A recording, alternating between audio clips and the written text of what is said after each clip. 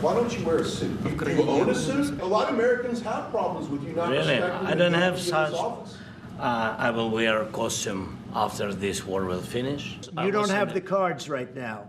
Start having not playing cards. cards. But right now. We signed the exchange of prisoners, but he didn't do it. What kind of diplomacy, JD, you are speaking about? I think it's disrespectful for you to come into the Oval Office and try to litigate this in front of the American media.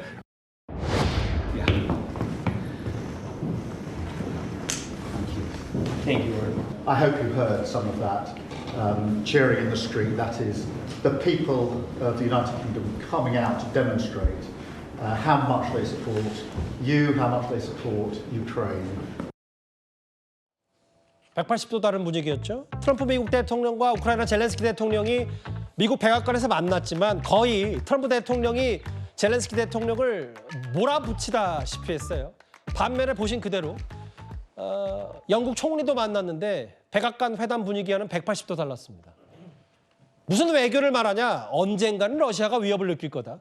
당신에겐 카드가 없다. 카드 놀이가 하고 있는 게 아니다. 라고 했더니 벤스 미 부통령도 젤렌스키 비판을 거들었고요. 다음 한번 볼게요. 실제로 특정 유튜브는 또 왜 젤렌스키 대통령에게 정장을 입고 오지, 수트를 입고 오지 않았냐라고 면박까지 주는 장면도 했는데 그 허주한 변호사님, 영국을 갔는데 분위기가 좀 달랐어요. 그렇습니다. 특히 찰스 3세를 젤렌스키 대통령의 요청으로 1시간 정도 만나서 차담을 나누었다고 하는데요. 예. 굉장한 환대를 받았다고 하고 기념 촬영까지 했다고 합니다. 물론 지금 바로 말씀하신 백악관에서의 굴욕적인 회담 때문에 전 세계적으로 또 미국 내부에서도 너무 노골적으로 지금 약소국의 서름을 드러내는 그런 장면이 아니냐라는 비판들이 나오고 있는 상황이어서 특히 지금 러우 전쟁 종전 협정 과정에서 목소리를 내고 싶어하는 유럽연합이라든가 예. 나토의 일원인 영국 입장에서는 아마 상처를 받고 돌아온 젤렌스키 대통령을 포용하는 모습을 보여주고 싶었을 거라는 생각이 듭니다. 그렇지만 나토를 포함한 유럽연합 과 또 영국의 저런 속내가 마냥 젤렌스키 대통령을 좀 순수한 어떤 마음으로 좋아해서라기보다는 국제사회는 그야말로 힘의 논리가 작용하는 곳이잖아요. 예. 아마 러우 전쟁의 종전 협상 과정에서 나토가 확보할 수 있는 지분이라든가 얻을 수 있는 이익을 추구를 하고 특히 미국으로 지금 굉장히 강력한 리더십을 보여주고 있는 트럼프 대통령을 중심으로 전 세계의 패권이 미국으로만 쏠리는 것을 원하지 않고 균형을 잡고 싶을 겁니다. 특히 러우 전쟁의 촉발 원인 중에 하나가 우크라이나의 나토 가입이었잖아요. 그 나토를 가입한다는 의미가 결국 러시아와 국경을 맞대는 부분이기 때문에 예. 유럽연합 측에서는 지지를 하고 있는 것으로 보이는데요. 유럽의 지지가 힘을 얼마나 실어줄 수 있을지는 좀 지켜봐야겠습니다. 글쎄요. 양국의 정상이 정상회담에서 거의 오디오가 겹칠 정도로 저렇게 설전을 벌이는 거 뉴스타텐 짧지 않게 진행했지만 처음 보는 것 같은데요.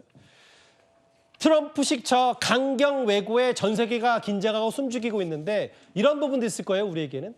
트럼프 대통령 재집권 이후에 처음으로 미국의 해군 핵항공모함 칼빈슨함이 부산 작전기지에 입항을 했습니다. 보시는 그대로 규모가 어마어마하죠. 떠다니는 군사기지. 아무래도 이현정 의원님, 네. 이게 트럼프 재집권 이후에 우리 한미 안보 동맹에 대한 여러 가지 말들이 좀 많았었는데 결국은 이 군사 동맹은 굳건하다, 혹은 북한을 향한 메시지는 확실하다, 이런 것도 염두에 뒀을 것 같아요. 그렇죠. 자유의 방패 훈련에 참가하기 위해서 미 항모가 일단 들어왔습니다. 그럼 기존에 이어졌던 그런 이 전략 자산의 한반도 전개 아마 그런 차원에서 온 것 같습니다. 예.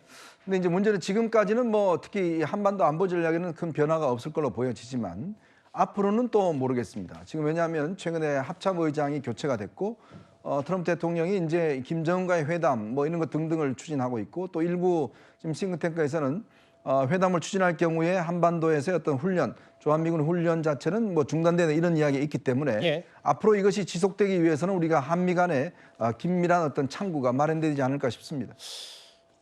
일단 전 세계가 트럼프 대통령의 한마디 혹은 여러 군사 행동에도 움직이고 있는데 젤렌스키 대통령과의 설전, 거의 뺨 맞을 것 정도의 젤렌스키 대통령의 저런 모욕이라고 할까요? 여러 가지 의전 같은 얘기까지 하나하나 만나봤습니다.